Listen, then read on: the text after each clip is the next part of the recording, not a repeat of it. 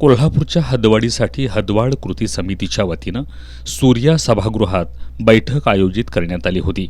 या बैठकीत अनेकांनी हद्दवाढ झालीच पाहिजे, हद्दवाढीसाठी भागातील लोकप्रतिनिधींनी लक्ष घालावं अशी मागणी केली।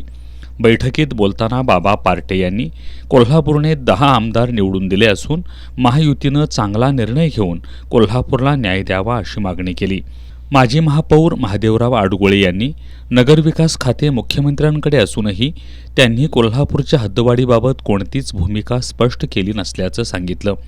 फी.बी. पाटील यांनी गाव आणि शहर अशी ईर्ष्या न करता यामध्ये सुसंवाद होण्यासाठी कमिटी स्थापन करण्यात यावी अशी मागणी केली। अनिल घाटगे यांनी हद्दवाढीचा लढा आणखी तीव्र करण्याची गरज व्यक्त केली। प्रार्थना समर्थ यांनी नेत्यांनी या पक्षातून त्या पक्षात उड्या मारण्यापेक्षा हद्दवाढीसाठी प्रयत्न करावेत असं आवाहन केलं।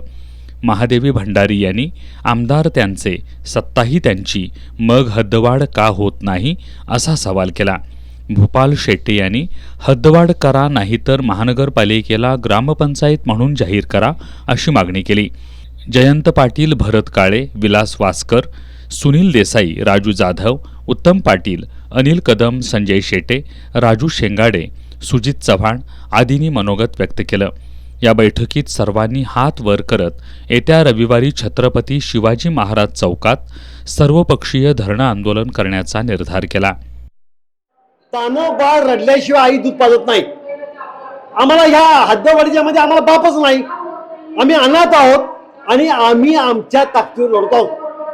त्यामुळं पुढचा टप्पा म्हणून पुढच्या रविवारी शिवाजी पुतळ्याला सकाळी सर्व पक्षीय जनतेच्या माध्यमातून 2 तासाचं धरणं आंदोलन हा टप्पा ठरलेला आहे। बैठकीस माजी महापौर R.K. पोवार, रविकिरण इंगवले, अनिल लवेकर, महेश उत्तुरे, प्रतिज्ञा उत्तुरे, फिरोज सरगुर, दिलीप देसाई, दुर्गेश लिंगरस यांच्यासह विविध पक्ष संघटनांचे पदाधिकारी, नागरिक उपस्थित होते।